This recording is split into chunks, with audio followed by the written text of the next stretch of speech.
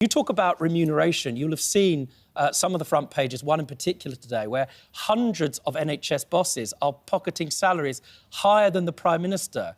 And that's despite failing to bring down waiting lists. Nearly 1,700 what's called fat cat bureaucrats at NHS Trust were each handed more than £100,000 a year, and many of them more than Sir Keir Starmer.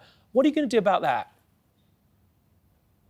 Well, we've already taken action to make sure that the remuneration for our leaders in our trust, both clinical leaders and the non-clinical leaders that are leading these big organisations, are in line with what we would expect. We issued a new framework earlier this year that makes sure that we attract people to the places that are underperforming, that are difficult to recruit to, but we also don't reward places where the leadership has failed to make those improvements. That's something called our Very Senior Managers Framework. That's available online. People can see that, because we do agree that it's important that we recruit.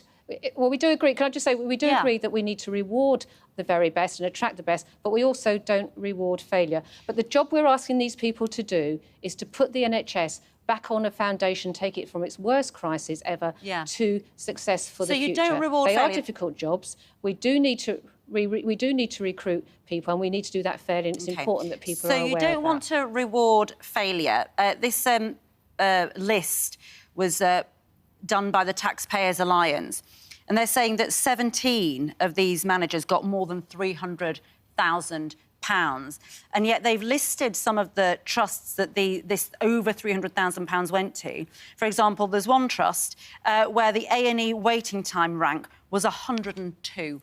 There are others where they are ranked so low on that list of A&E waiting times. That is literally rewarding failure.